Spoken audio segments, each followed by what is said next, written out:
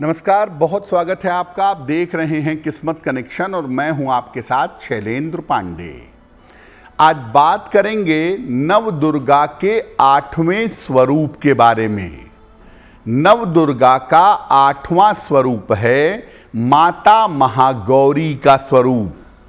माता महागौरी की महिमा क्या है, इनका पूजा विधान क्या है और अष्टमी तिथि को कन्या पूजन का महत्व क्या है, आज इस विषय पर चर्चा करेंगे। आज हम बात कर रहे हैं माता महागौरी की। तो कौन है माता गौरी और इनका महत्व क्या है? देखिए, नवरात्रि के 8वें दिन माता महागौरी की पूजा का विधान है। 8वां दिन मतलब अष्टमी तिथि को, क्योंकि इस बार नवरात्रि एक दिन ज्यादा है तो दिन तो नवा होगा लेकिन तिथि अष्टमी की होगी, इसलिए अष्टमी तिथि पर माता महागौरी की पूजा की जाती है। भगवान शिव की प्राप्ति के लिए इन्होंने कठोर तपस्या की थी, जिससे इनका शरीर काला पड़ गया था। जब भगवान शिव ने इनको दर्शन दिया तब उनकी कृपा से इनका शरीर अत्यंत गौर वर्ण का हो गया और इनका नाम गौरी हो गया। माना जाता है कि माता सीता ने भगवान राम की प्राप्ति के लिए इन्हीं की पूजा की थी। माता गौरी श्वेत वर्ण की हैं और श्वेत रंग में, सफेद रंग में इनका ध्यान करना लाभकारी होता है। विवाह संबंधी तमाम बाधाओं के निवारण में जिनका विवाह नहीं हो पा रहा है, उस रुकावट को दूर करने के लिए इनकी पूजा अचूक होती है। और ज्योतिष में इनका संबंध शुक्र नामक ग्रह से माना जाता है। तो अगर आपके विवाह होने में अड़चन आ रही है और ख़ास तौर से आप बालिका हैं और माता गौरी की पूजा करें तो आपका कल्याण होगा। माता गौरी पर हमारी चर्चा जारी रहेगी। तो माता महागौरी की महिमा तो आपने समझ ली। अब ये जानते हैं कि माता गौरी की पूजा विधि क्या है। पीले वस्त्र धारण करके माता की पूजा आरंभ करें। मां के सामने दीपक जलाएं और अगर नवरात्रि का दीपक जल रहा है तो उसके सामने बैठें और माता का ध्यान करें।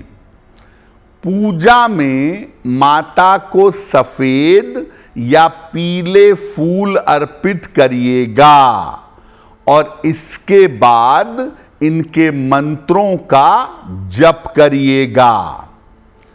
अगर माता गौरी की पूजा मध्य रात्रि में की जाए, मिडनाइट में की जाए, यानी अष्टमी की रात को अगर आप माता गौरी की पूजा करें तो इसके परिणाम ज्यादा शुभ होंगे।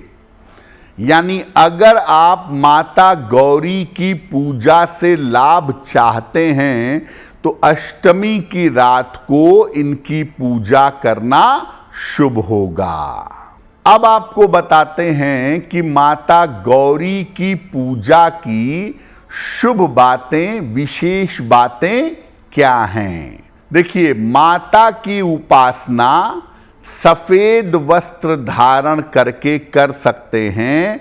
महिलाएं पीला वस्त्र पहने तो ज्यादा बेहतर होगा।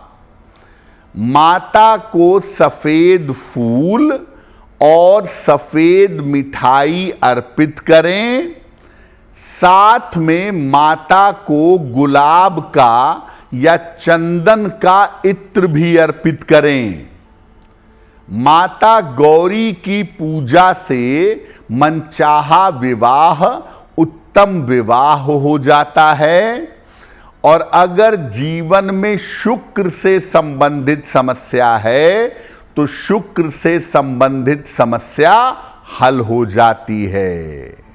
अब आपको बताते हैं कि नवरात्रि की अष्टमी तिथि पर कन्या पूजन का और कन्या भोजन की परंपरा है।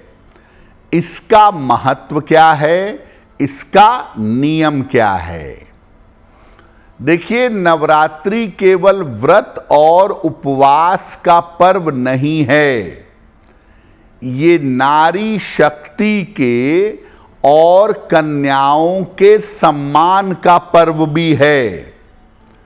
इसीलिए नवरात्रि में जीवंत देवी के रूप में कुंवारी कन्याओं को पूजा जाता है और उनको भोजन कराया जाता है।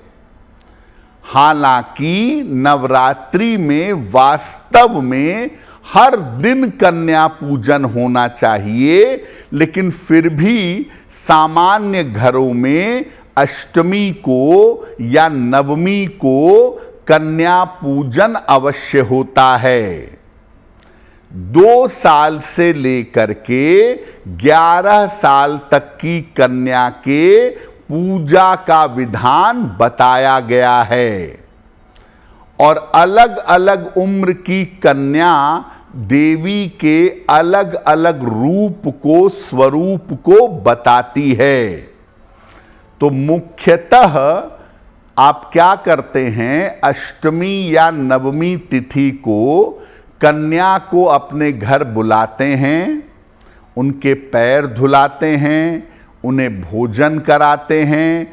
भोजन के बाद उन्हें चुनरी ओढ़ा करके दक्षिणा देते हैं, उपहार देते हैं और चरण छूकर उनका आशीर्वाद लेते हैं। देखिए, माता महागौरी की पूजा वैसे तो कन्याएं करती हैं अपने शीघ्र विवाह के लिए, और कन्याएं पढ़ती हैं मंत्र, हे गौरी शंकर अर्धांगी यथा त्वाम शंकर प्रिया तथा माम कुरु कल्याणी कांत कांता सुदुर्लभाम। ये मंत्र कम से कम 11 माला पढ़ें अगर बालिकाएं, तो उनका विवाह शीघ्र होगा। और पुरुष अगर अपने शीघ्र विवाह के लिए माता गौरी की पूजा करना चाहते हैं तो पुरुष मंत्र पढ़ेंगे, ओम ह्रीं गौरिये नमः, ओम ह्रीं गौरिये नमः। इस मंत्र को पढ़कर अगर पुरुष अपने शीघ्र विवाह की प्रार्थना करेंगे तो उनका विवाह शीघ्र होगा।